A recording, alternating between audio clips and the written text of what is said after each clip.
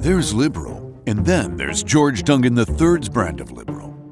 Dungan's ultra-liberal environmental policies would raise your taxes, drive up the cost of energy. George Dungan, woke enough for Washington, too woke for Nebraska. There's liberal, and then there's George Dungan III's brand of liberal. Dungan is an East Coast educated lawyer who wants to bring his East Coast values to Nebraska. Dungan's ultra-liberal environmental policies would raise your taxes, drive up the cost of energy, and he would even ban businesses from asking about past criminal history on a job application. His woke agenda might be perfect for the DC swamp, but it's not what we need in Lincoln. George Dungan, woke enough for Washington, too woke for Nebraska. I'm George Dungan, running for Nebraska legislature. As your senator, I'll keep our schools strong, our neighborhoods safe, and provide tax relief for the middle class, not greedy large corporations. I'm George Dungan. I'll always put you first. I'm George Dungan, running for Nebraska legislature. As a kid, I saw my mom work 2 jobs to make ends meet. I understand the struggles that working families face. We need a senator who works for you, not a rubber stamp for the billionaire governor. As your senator, I'll keep our schools strong, our neighborhoods safe, keep government out of your personal healthcare decisions, and provide tax relief for the middle class, not greedy large corporations. I'm George Dungan. I'll always put you first.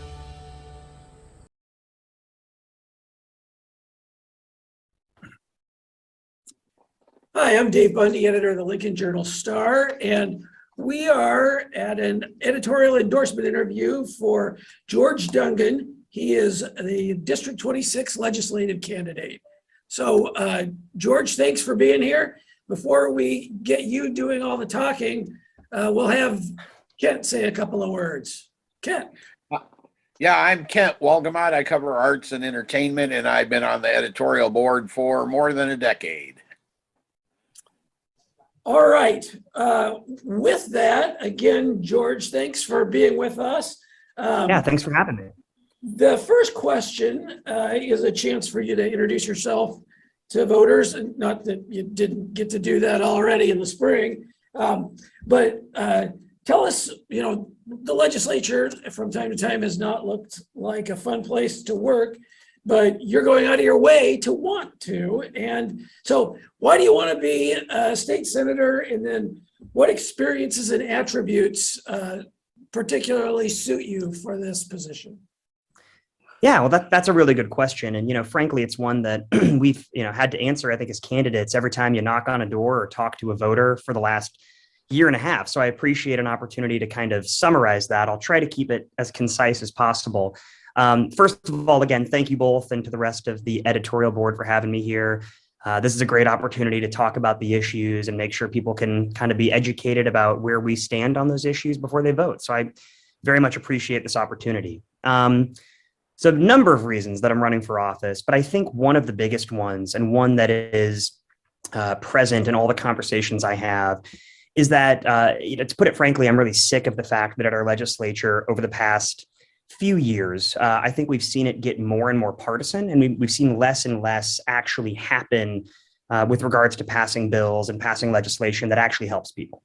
I consider myself somebody who definitely tries to build bridges, tries to work together with other folks in coalitions, because I think when you look at the unique nature of our unicameral, and when you look at the purpose for which we're going to the Capitol to help out at the legislature and to serve, it really is to do our best to represent everybody and to come together on issues. So I consider myself someone who is willing to work with other folks pretty much no matter who they are, work across the aisle and try to get things done. And so because of that, that's part of why I want to go to the Capitol, is I think I have that particular skill set. My job up until relatively recently was that I was a public defender. I worked at the public defender's office for about 8.5 years. And in that role, among the many things that I learned along the way is you have to have a unique skill set that really allows you to work with pretty much everybody. In my job as a public defender, you're interacting with clients, you're interacting with county attorneys, you're interacting with law enforcement, you're interacting with judges and juries. And in that, I think you really do have to do everything you can to sort of bring people together in a way to help, oftentimes reach common sense solutions to problems and kind of get everybody where they needs to go. So I do think that my time in that office, as well as just sort of the things that I've picked up along the way, help make me somebody who would be well situated and well suited to help build those bridges and build those coalitions to bring people together to get things done. So that's a major part of why I'm running. All right. Well, you offer a perfect segue to the next question. So, Good. this is at times feels like a divided state, a divided community.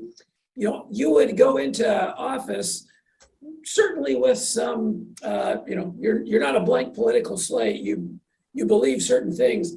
How do you listen to, represent, help people who disagree with you? That's a really good question. And honestly, I was actually talking about that with somebody at their door yesterday when I was out knocking doors.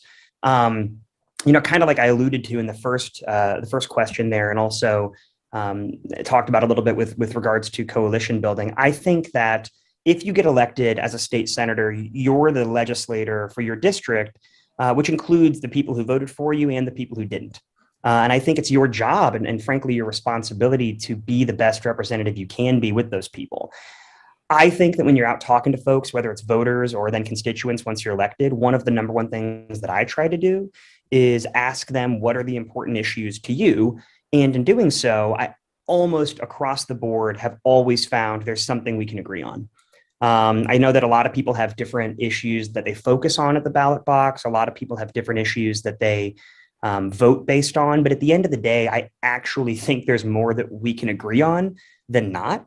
And I think that on all ends of the spectrum, we see people kind of running to these extremes in such a way that they're isolating people. But I have found in the last year and a half that I've been out knocking doors, you can find common ground with people. And I think that that's crucial as a legislator. So, I think it's important to try to find that common ground, find the issues we agree on. And I think the best way to do that is to listen. People want to feel heard. All of us want to be heard on a regular basis. And so when you ask people what's important to them, don't just do it as a tool to, get to your talking points. Do it to actually listen to what they say. And at the end of the day, if they say things that you agree with, you're going to find that common ground. So I think that's crucial to working with people across the aisle with different political spectrums. All right. So immigration is largely a federal issue, but that doesn't stop legislators from talking about it quite a bit. With the tools that are available to state government, what would be your priorities? What would be your solutions? What are things that the state ought to be working on as far as immigration? Well, I think, kind of like you said in the question, immigration is a much more federal issue. And I know that there's ways that it does affect us here in Nebraska, but at the end of the day, Washington, D.C. makes a lot of those decisions. And as we all know, things don't necessarily get done in Washington, D.C. very quickly or frankly, very well. And so, I think that's where we get a lot of the issues that we have here at the statewide level is D.C. not being able to actually come together and get anything done. I do think we'd have to defer to DC on a number of things, or federal level rather, when it comes to immigration. I will tell you that in the number of conversations I've had with agricultural groups throughout the time that I've been on the campaign trail, whether it's talking to Farm Bureau or talking to other organizations that represent, our agricultural folks here in Nebraska, they talk all the time about how, we hear about this labor shortage that we as a whole country have had for the last year or two, but there's been a labor shortage for agriculture for decades, a decade or longer. And so, one of the things that I think we can all work together on is trying to find ways to make our state more friendly towards people who have come here, to Nebraska looking for these jobs, trying to find ways to make sure that the visa process is more accessible and easy, and make sure that we make our state an attractive place for those who have come here legally looking for jobs. And I think it's really important to everybody across the board, whether it's Western, Central, or Eastern Nebraska, that we have welcoming cities and cities that are well equipped to take care of people who have come here looking for the American dream that we always talk about. So I know it's an issue that we want to do some work on. Like I said, it's definitely much more federal, but I'll always make sure that we have a welcoming state to people who come here trying to fulfill those promises. All right. So there have been accusations of voter fraud that have cast doubt on the election process sort of across the country. So this is a sort of a multi-part question. First of all, what would you do if you were pressured to play a role in overturning an election? And then do you think more protections are needed either on the voter rights side or the security side? It's a good question. As I alluded to earlier in my introduction, I'm a lawyer. I've spent the last, better part of a decade looking at cases. And one thing I know as an attorney is that evidence matters. All of these claims about voter fraud have been picked over with a fine-tooth comb, and they've been looked at by a number of courts in different states and at the federal level.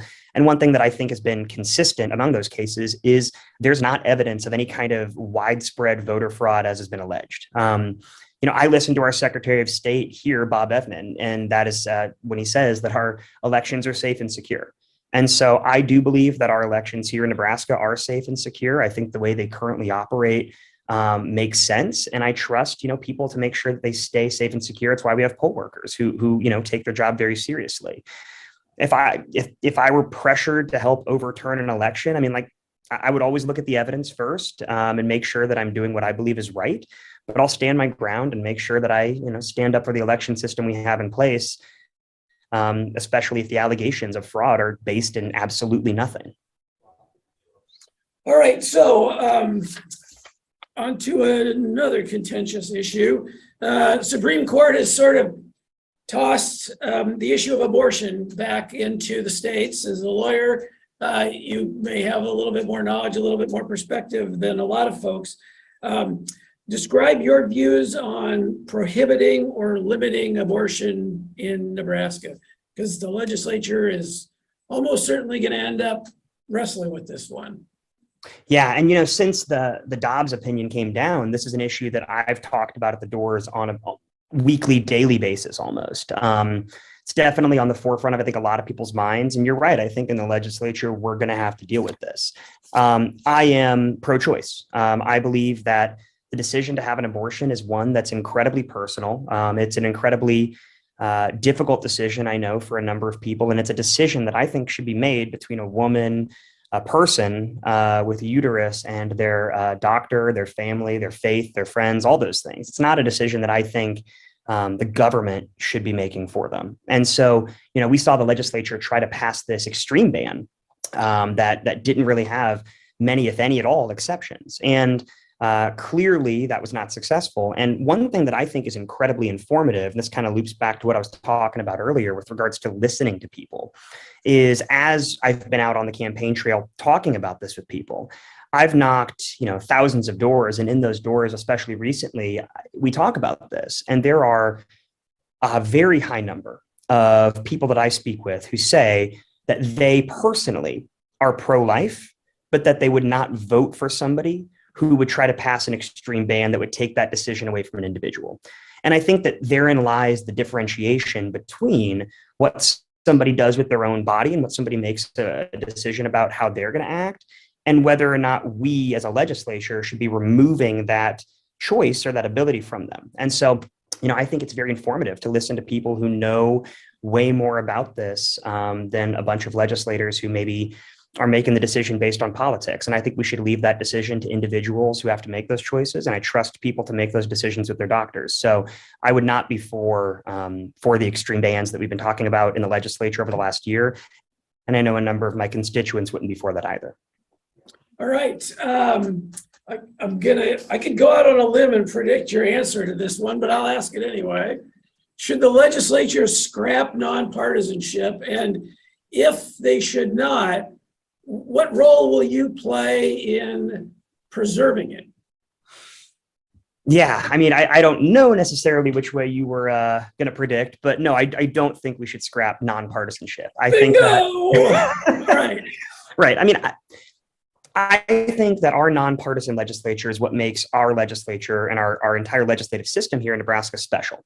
We've had it for a long time, and I think it's worked exceptionally well for a number of reasons. But the primary one is that it permits people to actually talk about the issues instead of talking about party and just voting along party lines. Having 49 senators who can get together and talk with each other about the individual bills that come up and the issues without being told how to vote by a majority whip or a minority whip or whatever that would look like, is what gives senators the autonomy to make decisions that best represent their district instead of just going along with some party. And so, we hear a lot from voters how they want to talk about the issues and not vote for people on the party, and that's why they like the nonpartisan legislature too. So I support the legislature staying nonpartisan. I think it keeps us focused on the issues, and it keeps us away from a lot of what we said, like I said before, in what we've seen in DC, and what we see in a lot of other state legislatures where they just vote down party lines and there's no real conversation. So I'm very pro nonpartisanship. All right, I'm 1 for 1, guess and answers. All right, well, George, this is the portion of the meeting where Kent leaps into action. I see him sitting up there. I see him ready to go. He's got to get into question position. That's it. All right. I'm sure I asked you this in the spring, and I guarantee you I don't remember what your answer was. As you know, most of the work in the legislature gets done in committee. What committees, if you're elected, would you want to try to get on? I know you can't always get what you want, but which ones would you try? Yeah, you can't always get what you want, but sometimes you get what you need. So certainly you end up maybe where you're. You gotta sing that, George. You gotta sing that. Do your best. Sometimes you end up where you're needed. Do your best, Rolling Stones. All right. Oh, nobody wants that, especially not recorded. We're not gonna. Okay, we're not gonna put that on the website. Genuinely, like you said, you don't always get to pick where you end up. And so I'm happy to go serve wherever I'm needed and wherever the legislature thinks that my skill set would be helpful. Given my background, I do certainly think that of the 3 that I'd be interested in, judiciary is up there. I think that given my specific niche interest and experience in that, I'd be a helpful person to talk about a number of those issues. And we're going to see, I think, the judiciary be a place where there's going to be some vacancies, and that sort of background is going to be helpful. In addition to that, the other 2 that I'd probably focus on would be transportation and telecommunications. I think transportation and making sure we have good roads, especially here in Northeast Lincoln, but all across the state, well-funded roads, and also focusing on the rail that's right along the district here. That's important. And I think that broadband and specifically rural broadband is going to be an issue that we're going to continue to see for the next few years here. It's amazing how many different groups I talk to where focusing on access to broadband is one of the highest issue priorities they have, even groups you wouldn't think about. So transportation and telecommunications is also up there. And then finally, business and labor. I'm a big supporter of organized labor, and I have a lot of friends here in the community in Northeast Lincoln who that affects very directly. And so being a voice on the Business and Labor Committee and being able to talk about those issues as they come up, I think is going to be incredibly important to my constituents if I have a chance to go serve with the legislature. So those would be the 3 that I'd probably focus on. Well, you sort of hit on one of the specific sort of issue questions I have, and that is, what is your thought on building a new prison and all the issues that are tied up into that? Do you think we need one, or how do we address that problem? Yeah, this is one that definitely hits home to me, just given a lot of my work in the criminal justice system. And it's one that I feel like I have some specific insight into. One thing that I think we can all agree on across the board when you start looking at the foundation of this conversation is that we have a problem with prison overcrowding. We know that exists. We see that exist. It's statistical. It's numbers. You can't argue that. And so the question then becomes, what do we do to fix it? I don't think this is a problem that we can just build our way out of. I understand that the state pen, NSP down here in Lincoln, has problems, right? It's an old building and it's there's a lot of issues with it. I get that. And I understand that reality, but I also don't think the key is just building a new prison and assuming that's going to be the answer. What I think is going to be important moving forward is that we have these discussions about what's going on in our prisons with all of the stakeholders involved, and stop, just slinging mud back and forth and not actually getting anything done. I'm very proud to have the endorsement of the Omaha Police Officers Association. I have gone to them and we've talked about the fact that these are all issues, that I think we're all going to have to sit down at the table about and work on them together. I also think getting stakeholders, whether it's county attorneys, police officers, judges, the probation office, the court system, everybody together to talk about what we can do to make this problem better. I know that was addressed in the last legislative session. I know there was work done on that. There were studies that were done, and I think it's a conversation that needs to continue, and we need to have that conversation. But we need to do it in a way that actually results in a reduction in overcrowding. And so I'm happy to be a part of that conversation and very eager to continue that conversation at the legislature. Dave will know this is coming. I always ask Water. about water. What's your opinion on the two big water projects that were sort of semi-approved last year? The canal from Colorado and the big lake, so to speak, up by Ashland. Yeah. So I think when we last talked about those, they were just being debated. And so now we've gotten a little more information about them and we've had a chance to kind of see, I think, what the plan is. Neither one of those obviously directly impact Lincoln or Northeast Lincoln immensely. I think if we separate them out a little bit and talk about them separately, the lake project up in the Gretna area, I'm for better, more water recreation areas. I think that sounds very nice. I think it'd be good for the community. My questions about it would be, how are we going to fund it? How much is it going to cost? And so I just would want to look at that in a little bit more detail. But generally, I think that, more water recreations or areas are positive.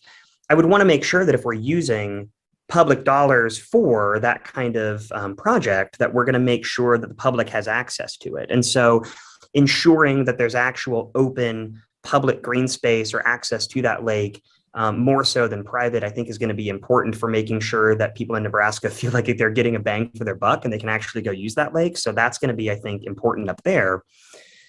As it pertains to the canal, I think that it's always important to be forward thinking when it comes to water preservation. We all need access to water. We need access to clean water, clean air. And so I think it's important to be forward thinking with that.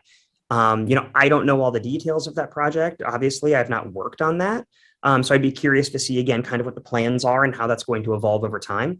But what it makes me think of, I think a little bit more in the near future for us, is how here in Northeast Lincoln and Lincoln in particular, there's water projects we need as well. We saw the issue with water previously, and that we need better access to water during emergency situations here in Lincoln. And so it makes me say, well, if we can do that, then we can also focus on having a little bit more access to water and the projects that we've been working on or thinking about here in Lincoln. And so finding ways to, do some studies, assess the cost of that. I think that's what I'd be a little bit more interested in, just given the fact that more directly affects the constituents here in LD 26. But as it goes to the other projects, I'm not necessarily opposed to them. I just have a lot of questions. I thought you might favor the canal because it looks to me like that's a lawyer's employment act coming. Right. Job security is never a bad thing, but I'm staying out of that one. The last one that I have is the issue of property tax is always the big issue, and the legislature tries to address it through various means. But what's your thought on, quote, property tax relief or changing the tax system or however to alleviate that to some measure? Yeah, I mean, we hear about it every day, right? Whether it's me or volunteers or folks out knocking doors, when I ask what's the most important issue to you, property tax comes up on a very consistent basis. I agree, property taxes are too high, and we need to do what we can to reduce that. I think that, that's kind of a multifaceted solution or answer here, I think. And if there was a silver bullet solution, I imagine they would have already done it. So it's probably going to be pretty complicated. But I do think that one way we can look at reducing property taxes is what people always talk about with regards to adjusting state aid to schools. Adjusting that TIOSA formula and reworking that in such a way that the state pays more of its fair share towards schools, which would alleviate the tax burden on the property taxpayer, right? I think that would permit us to actually lower our property taxes to a place where people would maybe be a little bit more comfortable with that, while still making sure that our schools are well funded, that they can open on time, they have access to books, because we want to make sure we prioritize that as well. We can't just abandon our schools in the name of property tax, but we absolutely need to reduce property tax overall. I think another answer to that is there were these efforts made with regards to tax reduction over the last session. And in my opinion, some of those were really, really good. And other parts of it I was not necessarily in favor of.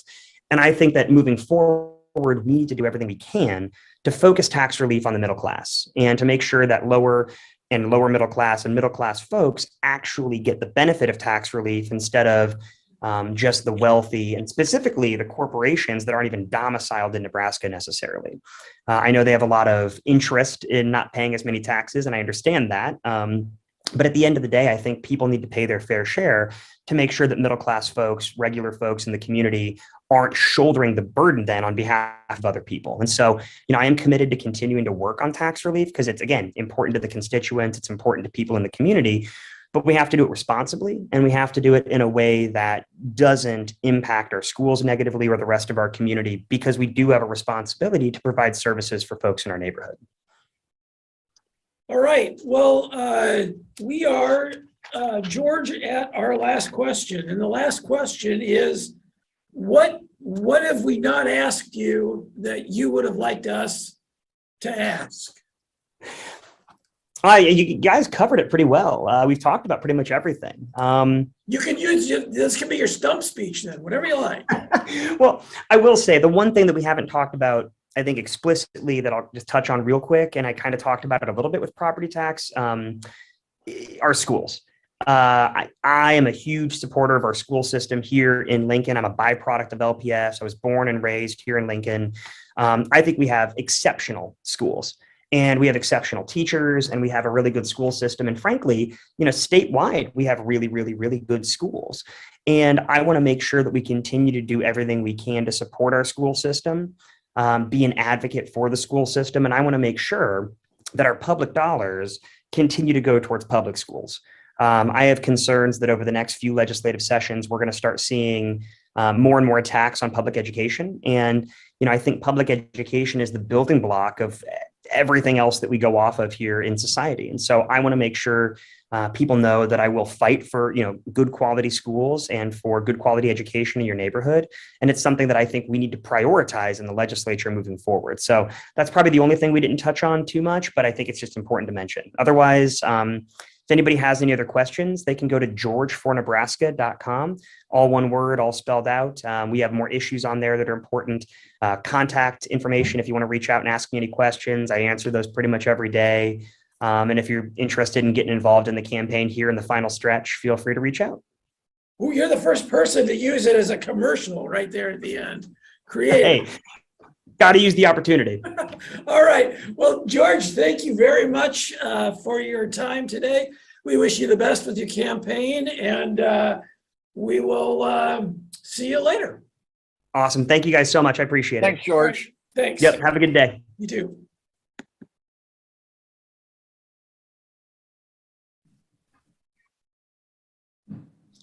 Hi, this is the Journal Star editorial board interview with George Dungan, who is the is a candidate for the District 26 legislative seat in the state of Nebraska.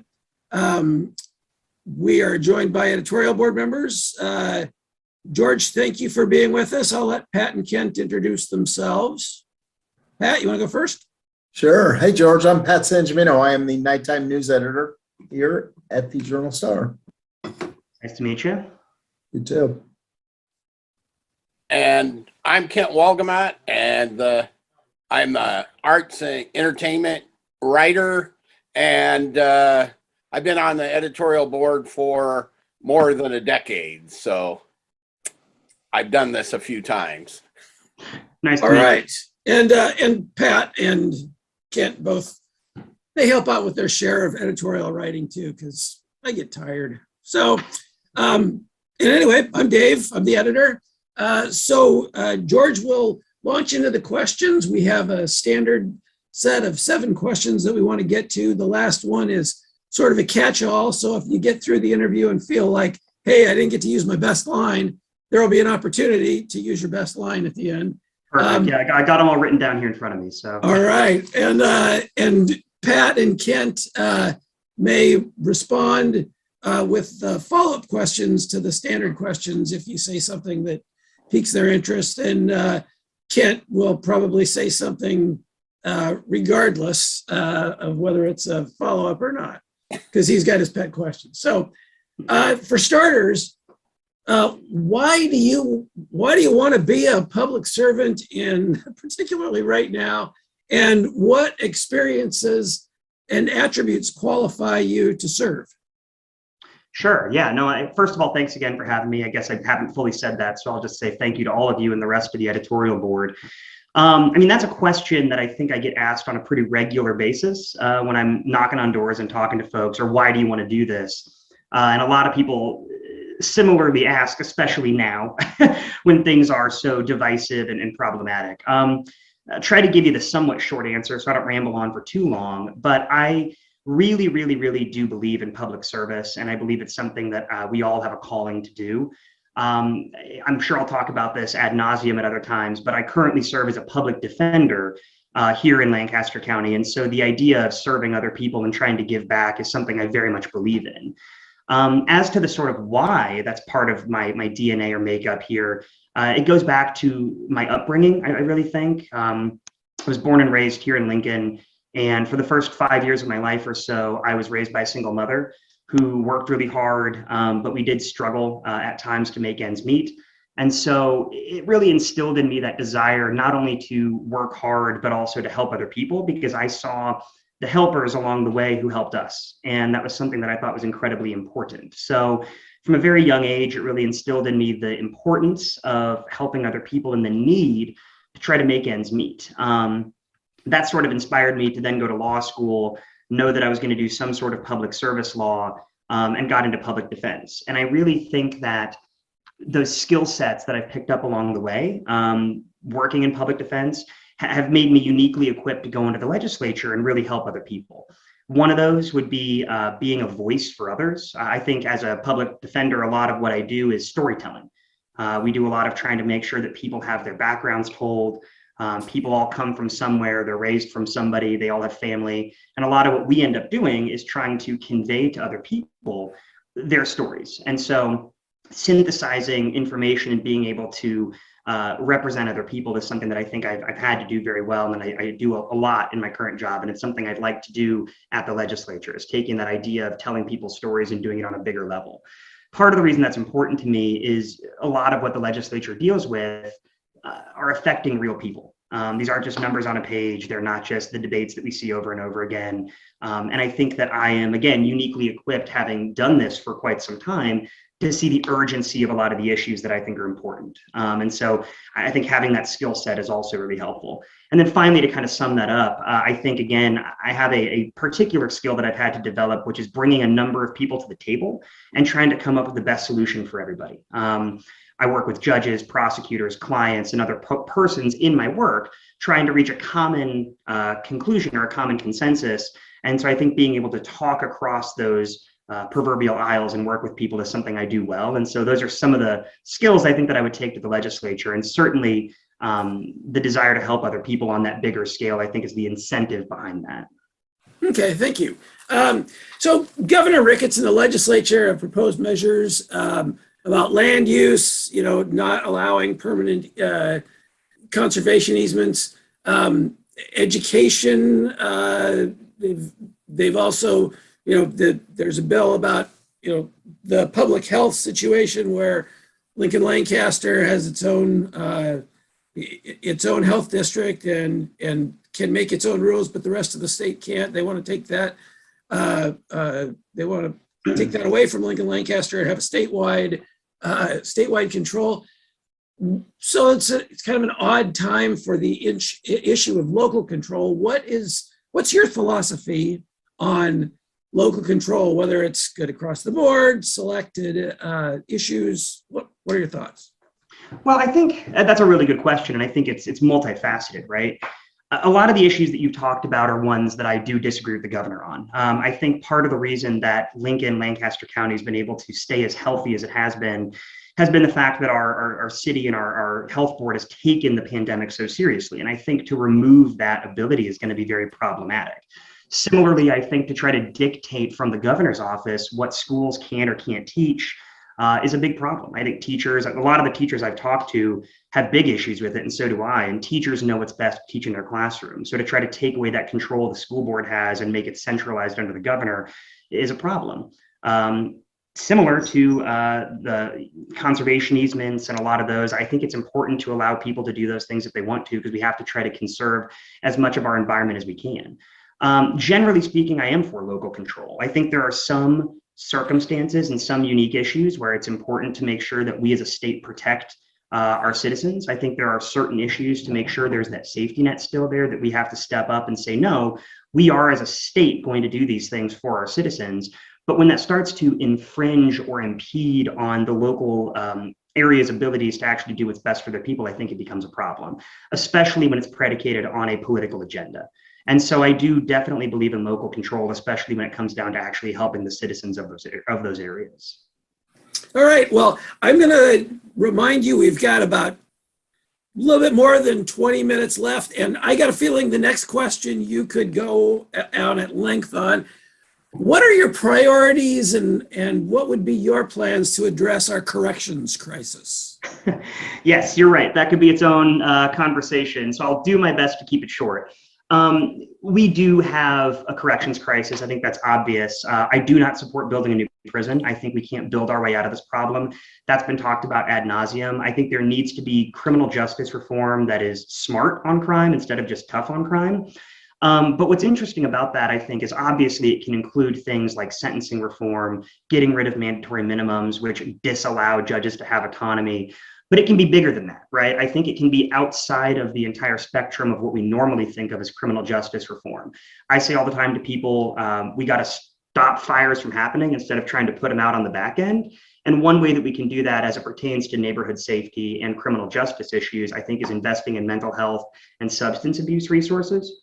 Again, in my job on a daily basis, I see the incredibly negative effects that a lack of access to healthcare can have for people, including but not limited to being able to treat mental health problems and substance use issues. And so I think investing on the front end is going to be important, but then also trying to have reforms that ease the sentencing burdens that we're seeing, especially for these nonviolent drug offenses where people really do need treatment is going to be important. And you're right, I could talk for a lot longer about that, but I'll try to get on to the next few questions. Well, if you got another good line on it, you can come back to it at the end too. Tax reform is a big issue. What would be your strategy? What do you see as the right way to reform tax cuts, or right way to reform taxes? If it includes cuts, where does the money come from? Sure. One thing we obviously hear about all the time in Nebraska is property tax. When I'm out knocking doors, that's a lot of people's number one issue. I will agree, property taxes are incredibly high and probably should be reduced, but that can't happen at the detriment or to the detriment of other programs like schools. I know a big part of our property taxes go towards schools. And so one thing that I've talked to a lot of people about is trying to balance out sort of where that funding comes from. I think that if you're going to actually see property tax relief, it should be done, but it should be balanced out with then more state funding for schools. So that way you can reduce the property tax burden, but not necessarily have the schools be at the detriment of that. I did live in Kansas for a little while. I went to undergrad down there, and I was there when the Brownback administration cut taxes to the point that schools literally couldn't open, and there were no books for kids and no teachers. So I've seen the problems with that. And so I do want to see property tax cuts, but I think that means the state needs to step up, and there should be a restructuring of the TIOSA formula to make sure that you can actually have state funding given how low we normally are on that. I'd also advocate generally for at least exploring the possibility of increasing taxes on some corporations, especially a lot of outside corporations that come here to benefit from Nebraska. They do a great job of bringing jobs, but when you see property tax owners paying more than their fair share, like people who buy houses and people who are just people in my neighborhood, it's definitely outweighed, I think, by the amount that corporations could be helping pay for that as well. And so trying to look into the possibility of increasing corporate tax rates is something I think we can look into. But I do think that taxes should be cut, but not at the detriment of people in schools. All right, Kent, you're moving forward like you have a question. And you're muted, which makes asking questions hard. Yes. Two things correlated. Would you be, what's your thought on increasing a sales tax base by, taxing some services and all the thing, a lot of the stuff that's been exempted, farm machinery or whatever. And second, and then tied in with the property thing, what's your thought on valuation of agricultural property and changing it from a sales-based thing to a production-based? Sure. I mean, as to the first part, that's one thing that I've heard from a lot of people about as well. It's a thing that I feel pretty passionately about. I generally am opposed to, I am opposed 100% to a consumption tax. I'm generally opposed to broadening a sales tax base. I think sales tax, more so than other taxes, is regressive. And I think that we need to make sure that when we actually are analyzing how to broaden the tax base and increase income as a state, we can't be doing it on the backs of everyday people who are working hard and already have trouble making ends meet. I think that reevaluating income tax brackets and reevaluating, kind of to the second point of your question there, how we value land, it all needs to be taken together in an effort to make sure that everyday working people aren't saddling the majority of the tax burden. When you look at broadening a sales tax base, especially getting rid of some of those exemptions, it does tend to, across the board, harm the most marginalized folks in our population who already have trouble getting a leg up. And so I think when you're examining either one of those two issues, you just have to make sure that you do it from a point of making sure that people are being supported rather than having to saddle something that's unfair to them. When it comes specifically to land valuation, obviously that doesn't affect LD 26 quite as much here in Northeast Lincoln, but I do want to make sure that I'd be a senator for everybody. So that's the kind of issue where I'd be very open to hearing from folks about what they think would be best for them, making sure that we're broadening the tax base in a way that benefits the state, but doesn't harm individual people. All right, thank you. Do you believe efforts to investigate the 2020 election in Nebraska are warranted? Do you support efforts to change the state's election law and procedures? And if so, how can those changes be made without suppressing or disenfranchising voters? No, I don't think the election results from 2020 need to be explored. I think it's a waste of time and money. I understand that people are generally upset when they feel like their voices aren't heard, but I think it's misplaced to examine the way that the election actually went down. Numbers of independent commissions have found, obviously over the last 2 years now, that any claims that the election was stolen or that votes were fraudulently counted or cast are pretty much without merit. And I think that to continue to waste our time and money and resources on those is a problem. As a corollary to that, then obviously there's the state, the driver's license ID requirement for voting that's being circulated, that's being talked about. I am opposed to that because, kind of to the last point of your question, it harms people who are in marginalized populations who don't then have the ability to vote in quite the same way. I think we should be doing everything to avoid modern day poll taxes. I think our current election system is safe, it is secure. There's not been any major issues of any kind of elections being fraudulently won. And so I think to focus on that is somewhat of a red herring that a lot of people are focusing on too much when they should be focusing on issues that actually affect everyday people. So are you opposed to showing a driver's license or any form of ID? I think that, well, particularly a driver's license is problematic. I do think that any kind of ID would be somewhat more acceptable to some people, just given how that's easier to access. But at this point, I would oppose any requirement to show an ID for voting.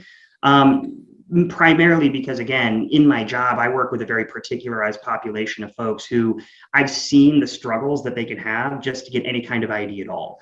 I think that sometimes we can be a little bit forgetful as a society of how difficult it can be to get back on your feet when you're experiencing issues, whether they're financial struggles or other mental health, substance abuse struggles. And those people shouldn't be prohibited from voting too, because their voice matters just as much. So I think that our current system that requires a signature and an address check is adequate. And until I saw some problems with that, I would say that no ID at all is necessary. All right. So should the legislature scrap the concept of nonpartisanship? And if not, how do you make it be more nonpartisan than it is right now? I think our nonpartisan legislature is incredible. I know a lot of people pontificate about that quite a bit, but I really do think it's important and it's unique. The fact that we have the nonpartisan legislature allows for folks to disagree about issues they otherwise might not have.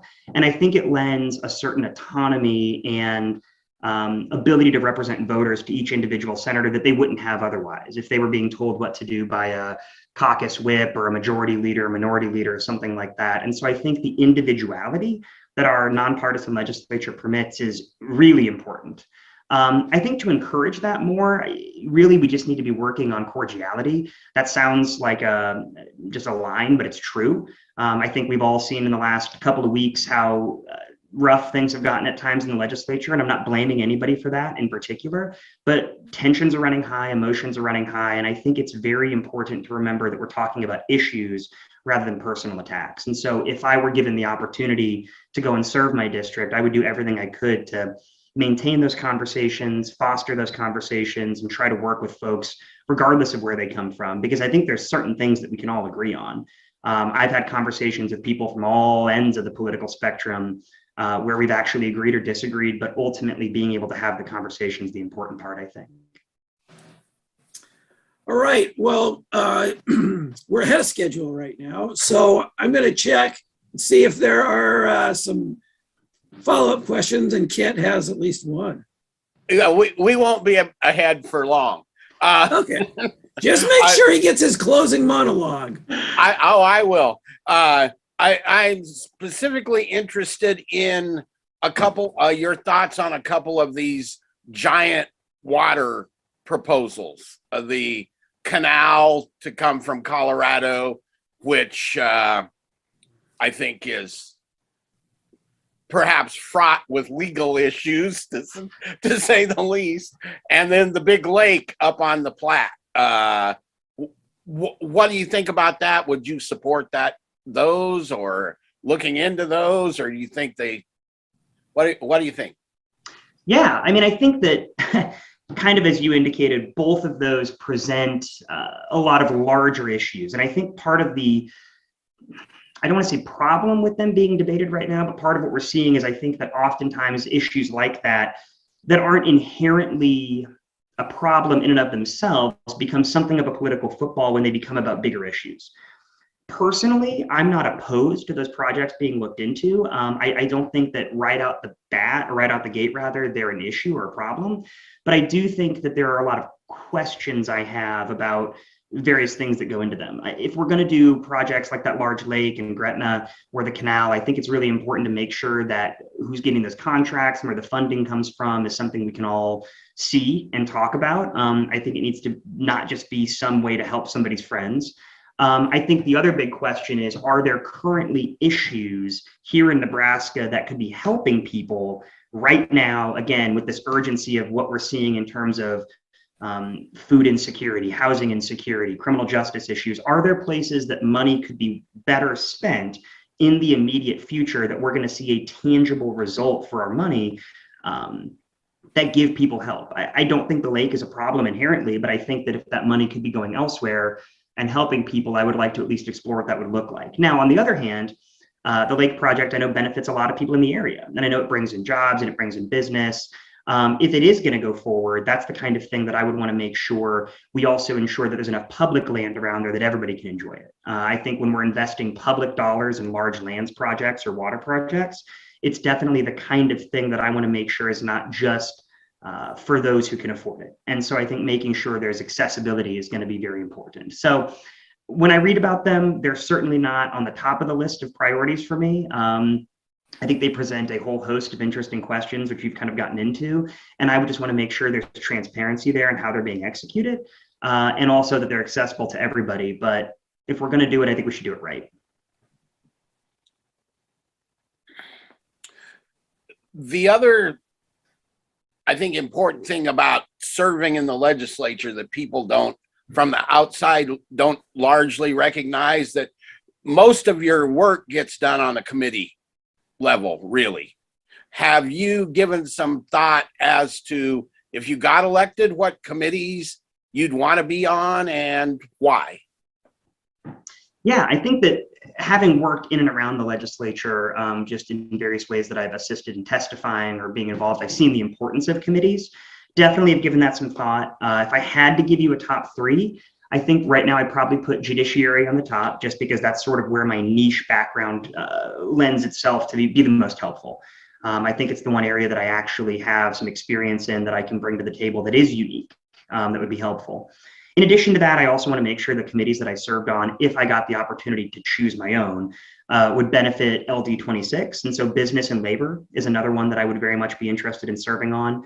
I think a lot of folks here in the district care a lot about business and labor practices. We have a lot of good, hardworking labor folks in the district, which I support.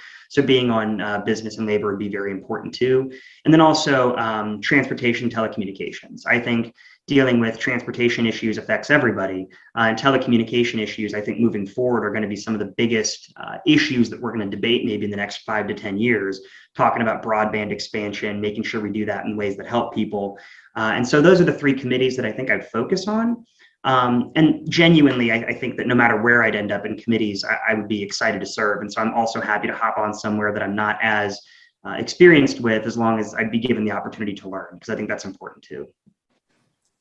All right. Well, we're down to the last question, which is, what have we not asked you that you wish we would have, or what did we not spend enough time talking about that you'd like to spend a little more time on?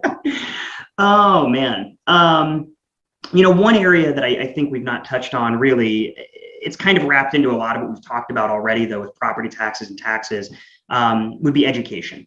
One of my big points that I talk about with everybody that I possibly can is the importance of public education and making sure that public schools are supported. I'm a product of the Lincoln public school system. I think we have fantastic public schools all across Nebraska. And so making sure that we do what we can to not just support the current public schools, but to try to make them even better. Making sure teachers are supported, making sure they have the pay they need. It's really important to me, because I think that's really how you effectuate the most change and the most positive progress, is that you make sure that kids get the support they need.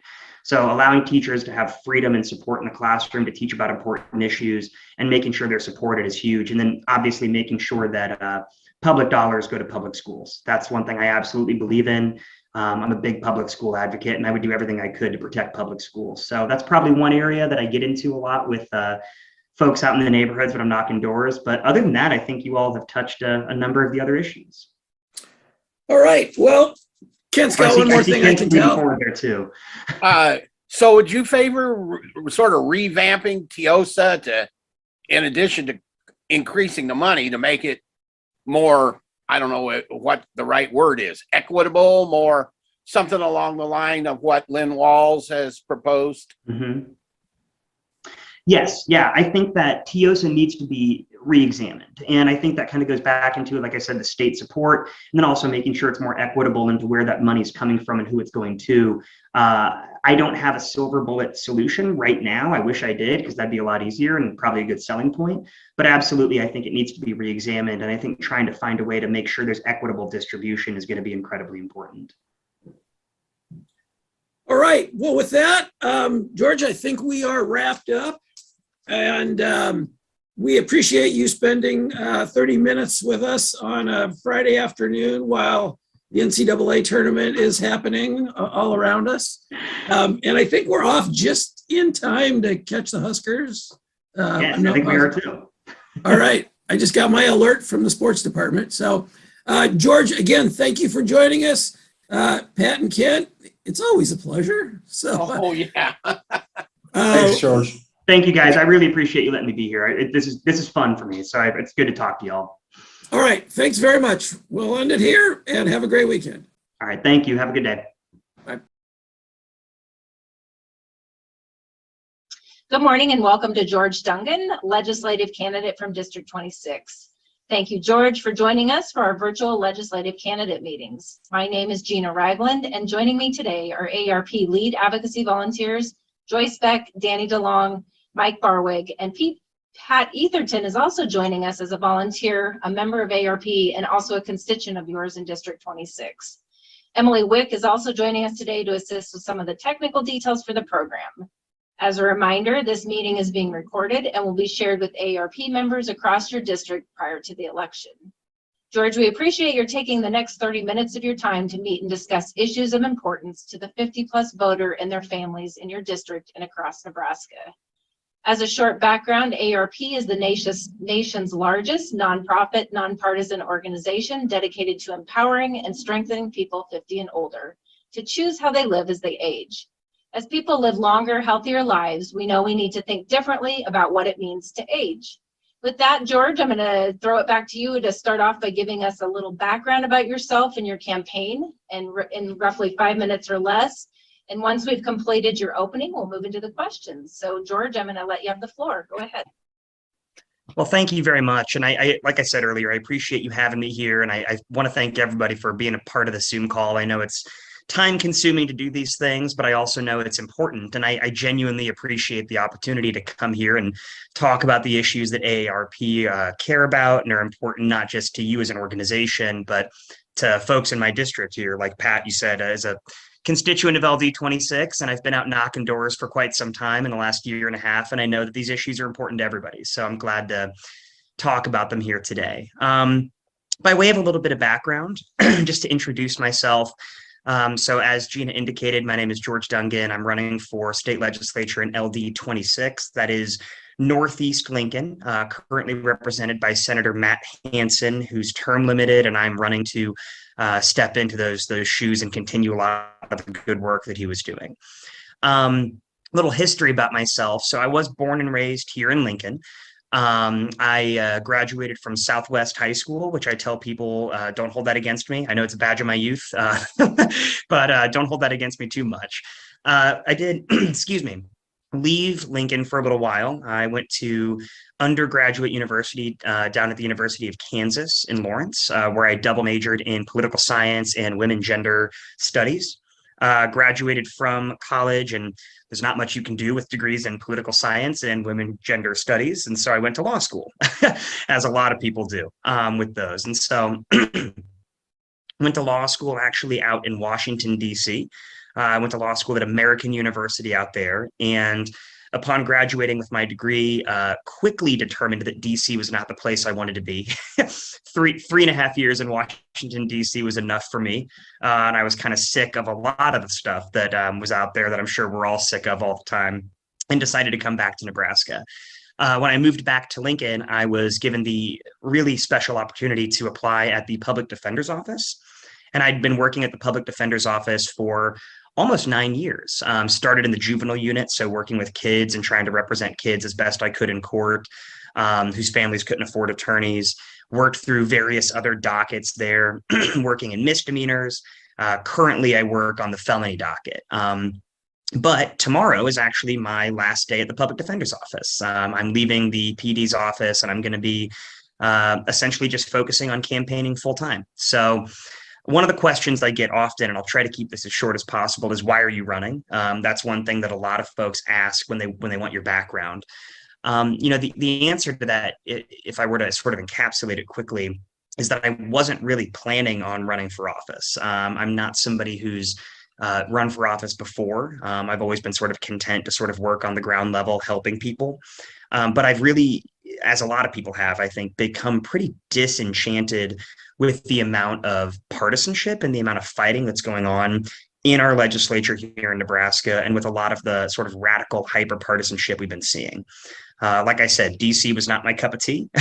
And I think that we're seeing more and more of that DC mentality here in Nebraska.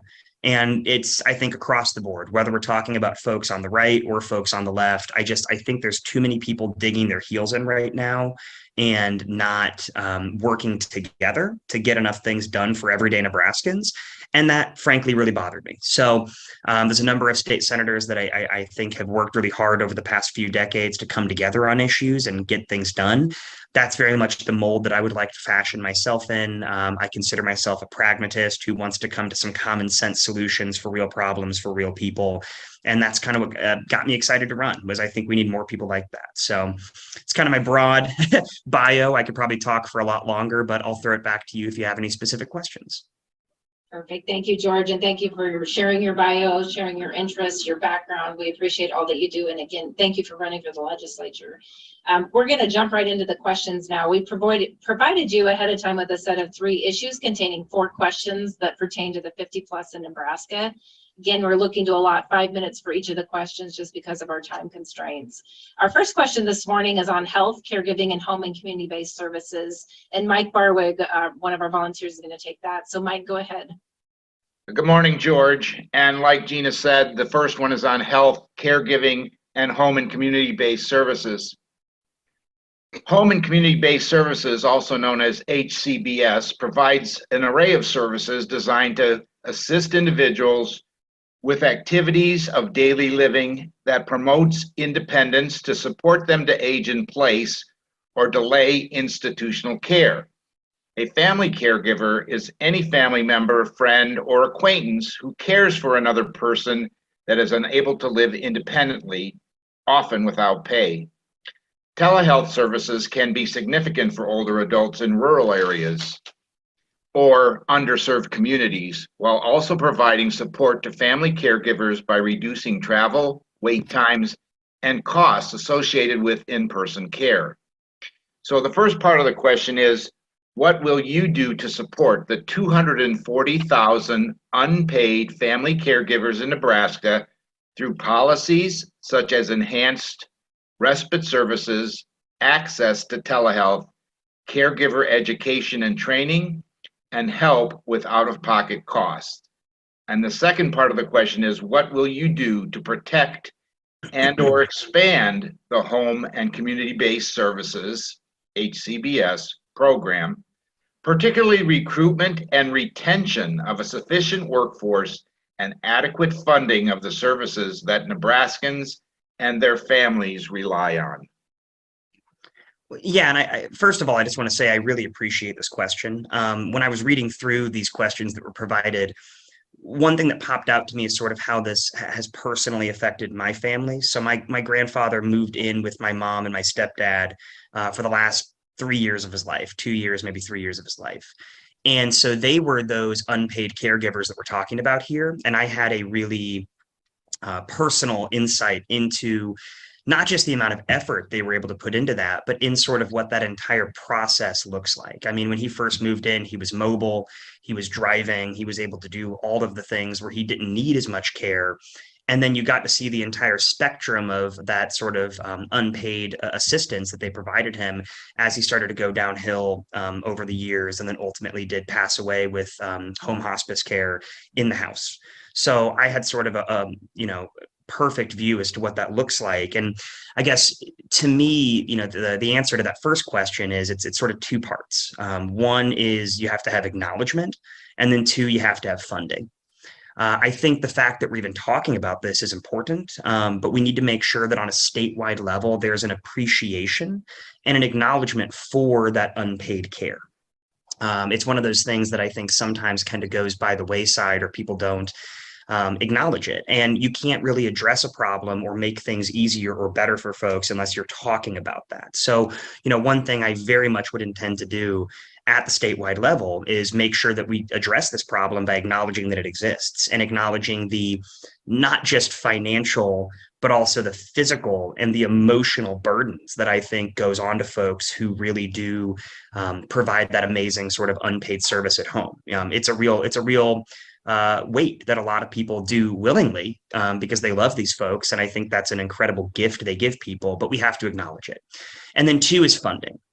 I know the answer to a lot of these questions, and I hope I don't sound like a broken record, is making sure that we have proper funding provided for those services.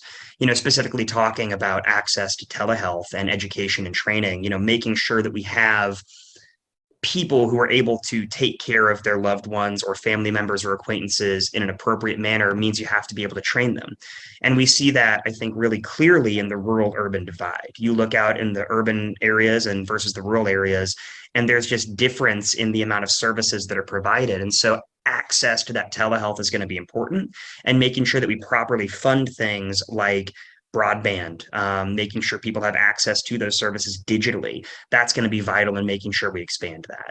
And then to the last point, real quick here, with regards to recruitment and retention, we see a lot of services that people provide student loan forgiveness or other financial incentive in other fields if they go and work in more rural areas or in certain just fields in general, like public service loan forgiveness, for example, for public defenders. You can have your law student loans paid off if you go into public service.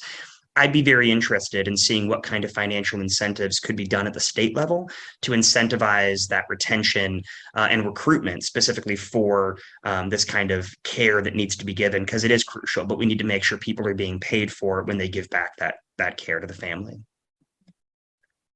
Very good. Thank you.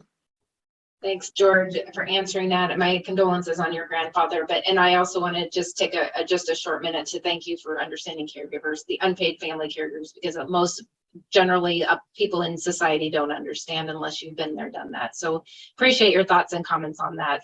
Our second question now will shift us more into a facility type setting, nursing facility quality. And so Joyce Beck is going to take that. So go ahead, Joyce. Good morning, George, and thank you so much for your time. Over 20,000 Nebraskans require care in nursing facilities or assisted living communities. Facilities have closed their doors, citing reimbursement challenges and staffing shortages. Nebraska will need an additional 4,700 more nursing assistants, LPNs, and RNs by 2028 to meet Nebraska's care needs. Everyone, regardless of where they reside, deserves to be treated with dignity and with respect, to have access to quality medical care. Better staff to resident ratios improve the overall quality of care and the well-being of residents. Workforce recruitment, retention, and job satisfaction challenges are prevalent across the long-term services and the support industry. Causes of workforce challenges must be identified and implemented to respond to the growing need for high quality care. So, George, my question is this: what will you do to improve the quality of nursing facility care for Nebraska residents, including addressing the growing long-term care workforce crisis in the state, professional education and training, and accountable facility reimbursement? So similar to the last one, I actually also have a personal connection to this. My grandma from the other side of my family resided at the Landing here in Lincoln for about 20 years. She was one of the first residents to move in when it was first built.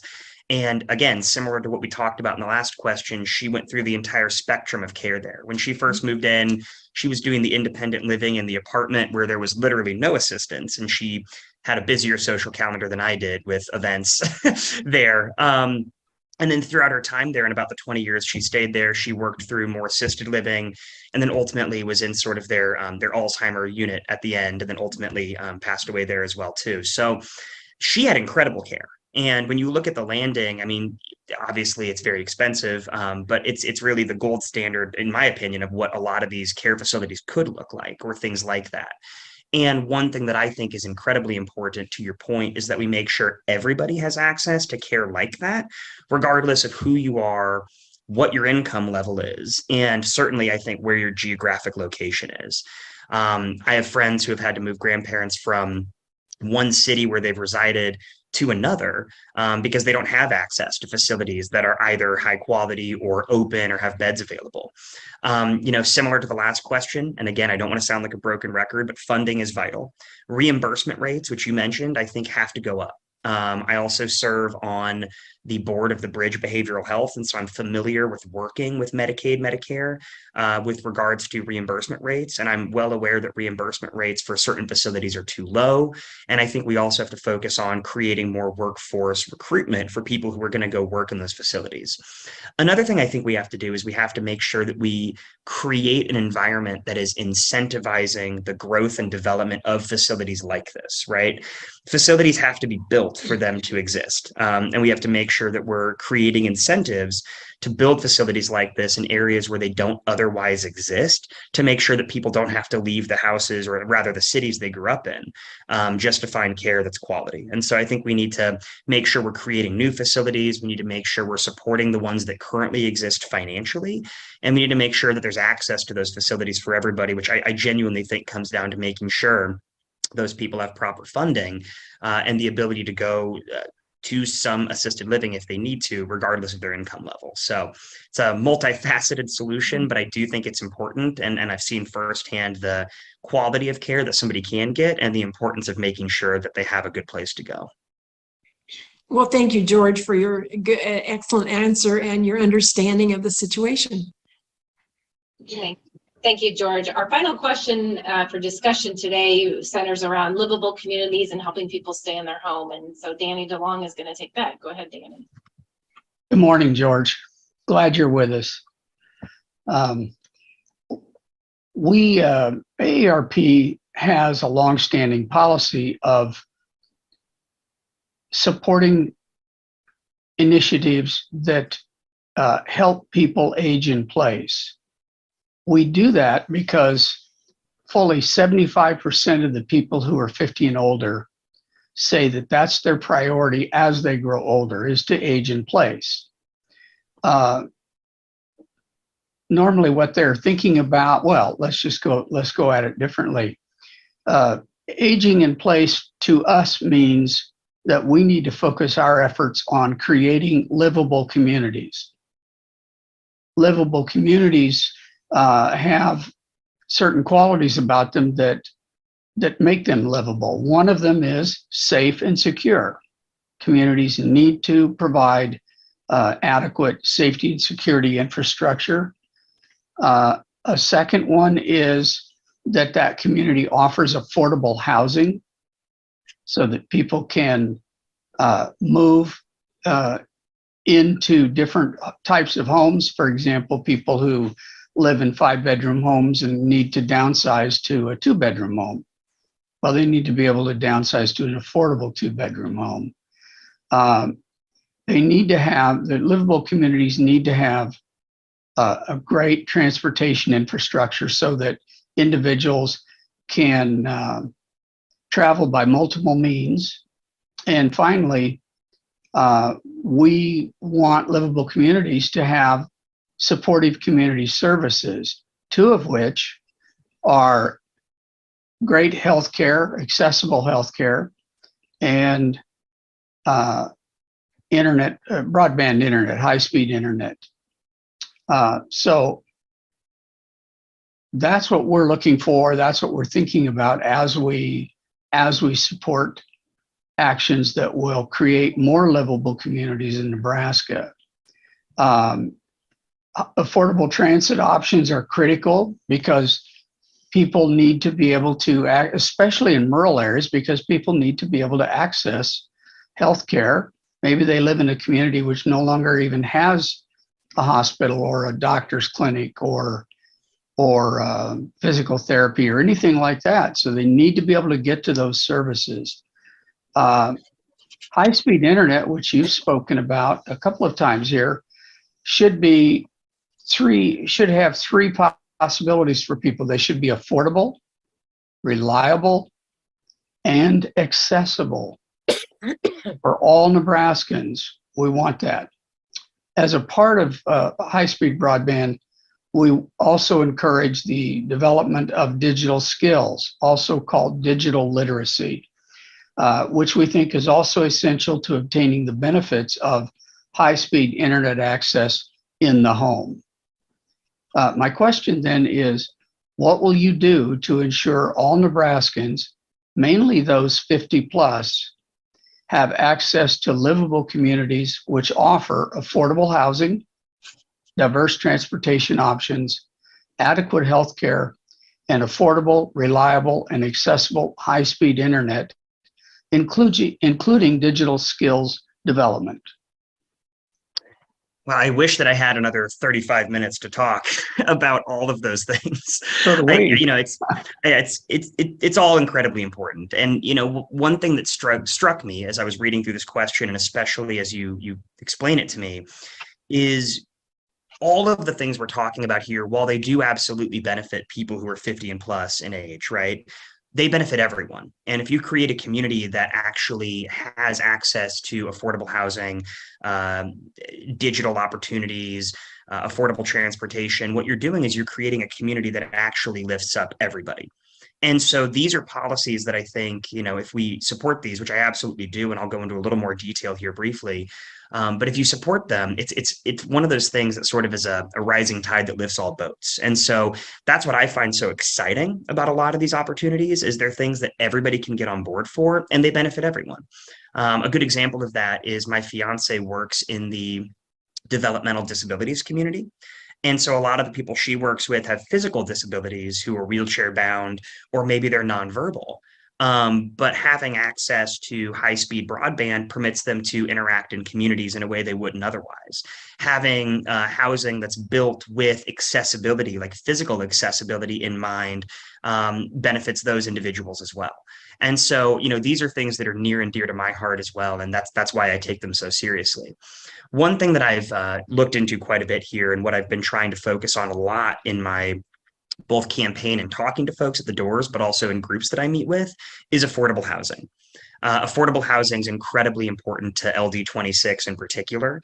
But there's been a number of folks that I've spoken to at the doors who have discussed with me the need to downsize and the difficulty, especially in our current housing market, finding affordable apartments or condominiums that need to be built. I think that's a solution, or the solution to that is going to be sort of, again, multifaceted. A lot of it's at the city level, but some of it's at the state level too. I think one of the big things we have to do is get all the stakeholders to the table together, including housing development individuals and companies that are going to be making these houses, and find ways to provide economic incentive for them to create affordable housing units. And whether we're talking about things like community land trusts in order to ensure that individual units stay at a certain price, or we're talking about a certain percentage of condos that get built in a unit have to be under a certain price and they receive incentive for building it that way.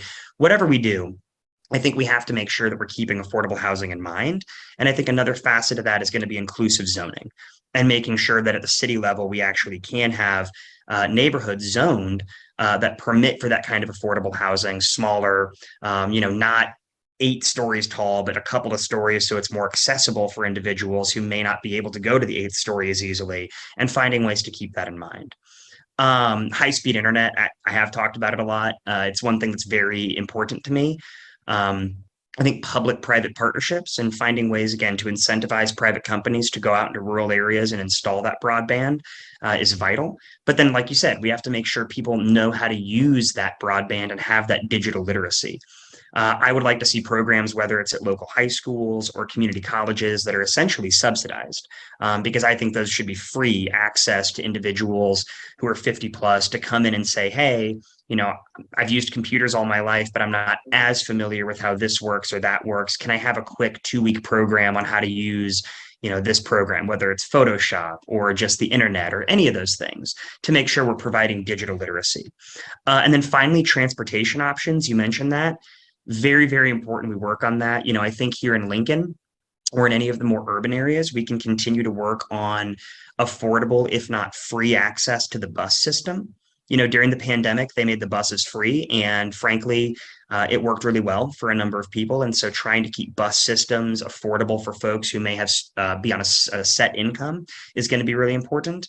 But then also trying to find, again, public-private partnerships with companies like Uber or Lyft or other kind of rideshare opportunities for the more rural areas where buses don't necessarily exist in the same way. That's going to be important too. So, there's no silver bullet solution to all of this, but one thing I can promise, you and anybody else watching this is all of the things that are being talked about in this sort of community based question are very, very important to me, and things that affect people who are 50 plus, they affect people in the developmental disabilities community, they affect everybody. And so you have a commitment for me to work on these issues to make sure we have accessible housing, affordable housing, and make sure that everybody can benefit from a lot of the digital advancements that we're trying to put into Nebraska. So it's definitely important to me. Thank you. We appreciate your response, Mr. Dungan. Thank you, George. As we come to the end of our meeting, I'd like to offer now to you the final minutes for any closing thoughts, comments you might have for our members, and of course, the constituents of your district. So we have about roughly 3 minutes left. If you have any final comments, go ahead and go ahead and do that at this point in time. Yeah, well, like I said, I just really appreciate the opportunity to be here. This is fun for me. I like talking to groups who have actual policy-based questions, because what we're doing here is we're talking about the issues, and I think that's important. Like I said, my commitment to the district and to the state is that I'm not going to get bogged down in hyper-partisan politics. And the reason I'm doing this is I want to actually reach common sense solutions to problems that affect everybody. I promise that I'll always work hard to come to these solutions. I'm not always going to have the answers, and I'll always admit readily when I don't know something. But at the end of the day, I'm willing to work with people from all across the spectrum politically and from all individual groups to come up with those answers, because it benefits everybody. If you have any questions about issues or you want to know more about me, you can go to georgefornebraska.com. All one word, all spelled out, georgefornebraska.com. We have contact information and some more information about the campaign on there. But otherwise, I'm just really looking forward to continuing to work with you all and coming to some real answers for a lot of the problems we've talked about here, because I know we need to, and I think for too long we haven't gotten stuff done. So I'm willing and ready to work with you. Perfect. Thank you, George, again, for taking the time to visit with us. We wish you the best with your campaign. And as I said, thank you for meeting with ARP today. Take care. Thank you very much. Thank you. Thanks. Have a great day. You too. You too.